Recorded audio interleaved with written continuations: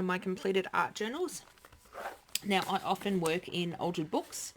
Sort of a bit of a mixture. I work in art journals, commercially bought ones or made ones, and then I love working in altered books because I can sort of pick the size and the paper. Mainly I go by the size. So this one's a book of horses. So I like books from the 60s or the 70s that have that same sort of paper that they have in novels, like that non-shiny paper, but a bit thicker and a bit better quality. So I've got a few videos on my channel of how I turn an altered book into an art journal. I might do an updated video at some stage. So this one ended up to be about 1 inch thick. I don't go for books that are over about 3/4 of an inch thick anymore because they usually bust into 2 journals. This one and my last one I've actually kept all in the same journal. It hasn't busted out. Yay! Last couple I did before that, I had 2 journals, and then journal this book this big that I started with ended up being this big. Okay, let's have a flip through. So a lot of these ones, this was a horse and pony book. So I left the front cover. It has a lot of this sort of, had that plastic cover on it, like it was an old library book. So it had this plastic cover and damage from the tape. So I just left that. Sometimes I do stuff on the cover, the first page. Sometimes I don't. I like leaving the horses. So this one is a class on my scrapbooking and craft channel that I did for an online craft show during COVID times, during a Christmas special. This is paper napkins behind the little windows. A lot of times my art journal pages are fun and funky and silly, but that's me. I art journal because I like it. I art journal to play. I don't art journal to make a masterpiece. So your art journal can be a very private place to play. No one needs to see it, although mine's shared all over the internet and goes around the world. This next one started as a demo page in a class and sort of a mop-up page. And then I added some trees, and then I taught the final page in a class. So it sort of come round robin. That was quite funny, actually. So there's no video on this one, unfortunately. All these pieces can be purchased from my business. So I use a lot of my own stencils and things. My business website, Scrapbooking and Craft, is linked below. So just to clarify, I have two YouTube channels. Say that 20 times. It's like a tongue twister. This one, called Alexis and Melinda's Art Space, is more about fun and play and playing with anything. My 15-year-old sometimes comes on and plays with me, although she hasn't in a while. Typical teenager. Must convince her to come and do another video. So this one is not sort of promoting my own products and things. Yes, I do use them, and this is where I put the flip-throughs of my books. But my other channel has more using my products, more class-type things, more slowing down videos, real-time videos. Can't talk today, it's Sunday. And then I do often take the videos and do a sped-up version as well. So you can follow along. It's like free classes. So the links are below. So a lot of these are free classes over on my other YouTube channel. This one was just mucking around with some gel printed papers in the background, some tissue papers, and then a whole load of Delusions. Yeah, I have a bit of obsession with Delusion stamps. Yeah, you see them a lot. Yeah, but they're easy. I actually have a bunch pre-cut at the moment, so they're my go-to. I have little bags. These are not Delusions. These are Art by Marlene ones. But I have a bunch of Delusions cut images that I sat there and fussy cut. One year I had a small operation on my toe, and I had to sit with my foot up for 6 weeks because it just wouldn't heal and just wouldn't do anything, which was kind of not fun.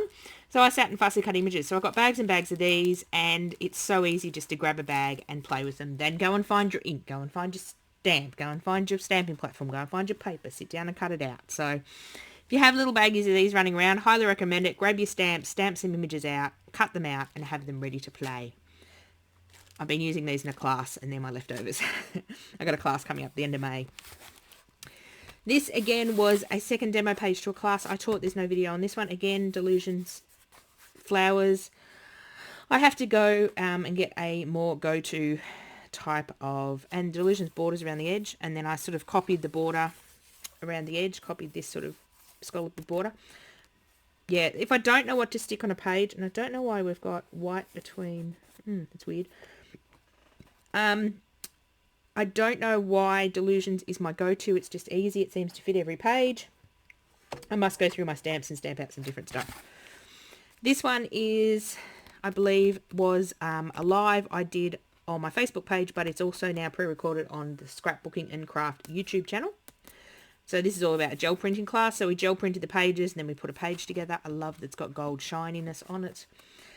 As you can tell, my pages are completely random, completely different styles. I tend to throw anything at a page. I will be inspired or copy some people's styles. Sometimes I'll just go rogue and do whatever I want. This one was a class I taught that was just showing them a vertical version because I did it in a square journal with all squares, like these sort of squares. These are Dina Wakely stamped images. There's unfortunately no video on that one. Oh, don't look at my neck. I did the neck wrong, but I was trying to draw a face. That was a class I did. This was a class I did as well, experimenting with different pens, pencils, water-active pencils I had, and activating them with different paints to get different tonal effects and things. That was fun. This one, I believe there is a video on as well on my Scrapbooking and Craft channel. I believe I did this one as a class using a Michelle Grant digital image. This one is another one. I don't believe that one's done as a class. This other page I can't show you because it hasn't been released yet. So this one's sort of double stenciling and a whole lot of stenciling and the word art. This one has been done as a recorded class on the Scrapbooking and Craft YouTube channel. So what I've gone through is when I've loaded them up on that channel, I've taken a picture of the front page. So if you're flicking through the little thumbnails, if you're looking for this page, look for this sort of page. Maybe a slightly different version, because sometimes I do a test version and then I film the next one and then it's slightly different, but it's got the same concepts on it. Same images, just slightly different. Or I then do a live from the page and it turns out slightly different anyway. I can't repeat things twice. This is another class I taught. There's not a video on this one because it's a class I taught for Hillbilly Scrapping. One of the virtual classes using a Beate person stencil and then some of my stuff. And that was one of their stencils in the background as well. This one, I believe there is a video on, again, on the other channel, Scrapbooking and Craft. I think a lot of this stuff in here is actually my work stuff. So a lot of my stencils and things in the background. A lot of these were done for Christmas. This book, I don't know when I started this book, but must have been around when I did a Christmas promo. We did like 7 days of Christmas or something. I was over it by then. This was a class I did with Neve Bailey many moons ago during COVID when we're doing, or we still do, virtuals with Hillbilly Scrapping. If you're in Australia, or even we post stuff overseas as well for that, they are fantastic. You do about 11 or 12 classes over 3 days. So much inspiration from so many different teachers. I think we had 5 or 6 different teachers across the 3 days. It's just, they're loads of fun. You can buy class kits or you can just do the classes and substitute for stuff you got at home. It's just loads of fun. So that was a Neve Bailey class I did. This one was just mucking around. No video for that one. This one there is a video for the window page. Again, I was mucking around with this and then I did a different version of it and turned it into a class. But there is a video of this one on my Scrapbooking and Craft channel. Napkin in the background. My daughter sells napkins on my website. There's this page again. This is the demo I started in the class I taught in February 2023 at the Hillbilly Scrapping Retreat. So I started this demoing in class and then instead of using, if I can find it, we used these images in class, but when I got home I used my Art by Marlene die cuts to finish the page, and this is a little door down here. It's got a little cat in it. Love Art by Marlene die cut images. They sort of work with just about any colour. I think this is from Artsy Arabia or something along that line. These ones might be from that big fat pad that she did. Again, another Christmas one. This is a video on the other channel. How many times can I say Scrapbooking and Craft? If I say the other channel, you know to go look for it. Caution, mood swings in process, a delusion stamp. Napkins again. Napkins for the tree and the reindeer, and a lot of stenciling in the background. Love the background of this page. Love how this turned out, and this is really cool too. This is a napkin as well, and so is her roughly poinsettias. Love using napkins, they're so much fun. Bit of an abstract page. This was a class I did. I think this was a class I did, but Art by Magic or Art by Magic or something, I don't know. Class I did. Not really much into abstract. Was going to do something with it, but I've decided to leave it now. Yeah, don't look at these pages. This was a class I was trying to get to work and I couldn't work out why. And it was the product. 2 products were interacting and not working well together. So I was trying to use Color Blast or Beate, the shimmer powders, the little pigment powders. And I was gessoing my page, and they didn't work real well on gesso. I wasn't getting the bright vibrancy that I was wanting. So I sort of tried it once. I should put something on this page. But your journal can also be a place to play as well and go, will this particular product work with this particular product? And I worked out gesso doesn't work well with the patterns. I do like how this page turned out, but when we did the actual class, these windows were a lot more vibrant. It was really cool.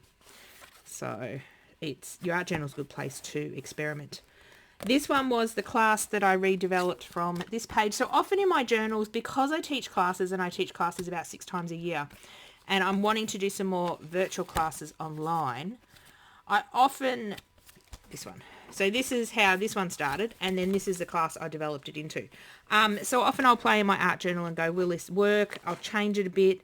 So we did it into a double page. So this is all textured. This is like the concept. This is the outside of the tree with the leaves and the birds and the window looking into the fairy house. So hence why it's all changed to blue. Got some mushrooms growing in the fairy house.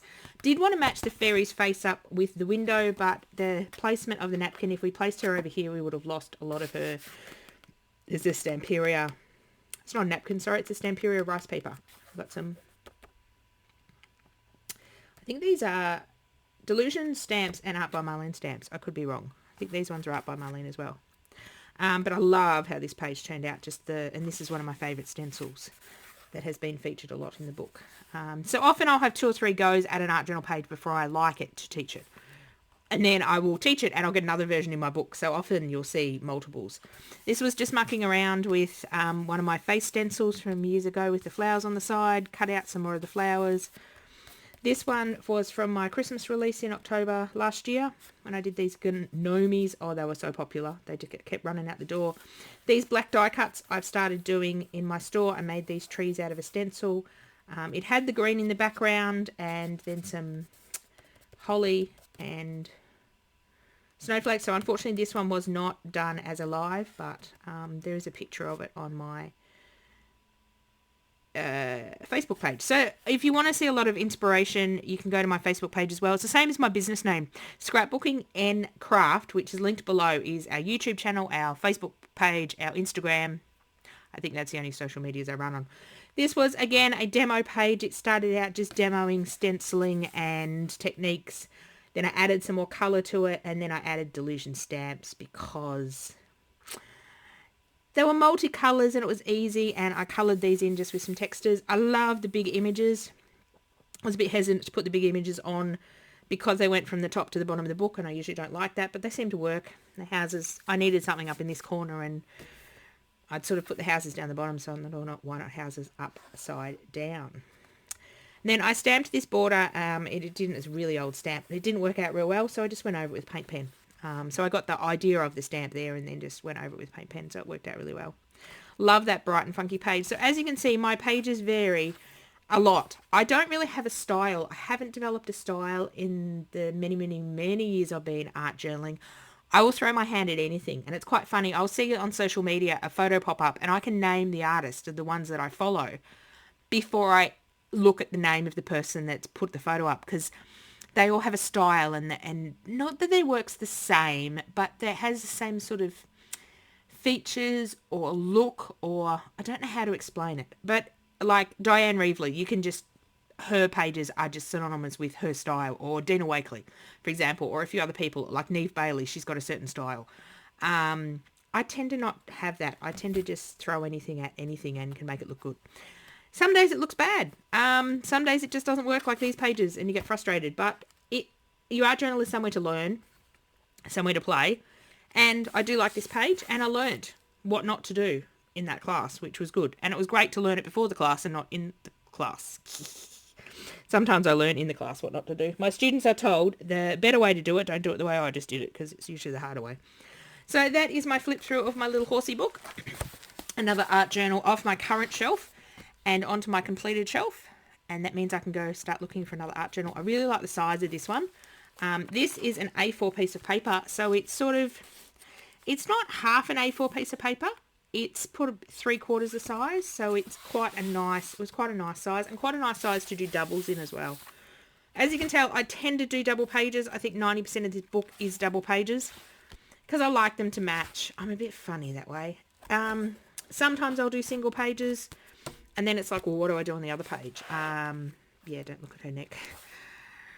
So I will leave you there. The links will be below to the website and the other YouTube channel, Scrapbooking and Craft, if you want to go looking for any of these classes. If you see one in particular that you can't find it for, if you leave a comment below and sort of describe the page, like this one's obviously birds on blue, that doesn't have a video, and then I can help you find the video or tag you in it or send you the link, or unfortunately tell you there's no video. But I will leave that with you. Bye for now.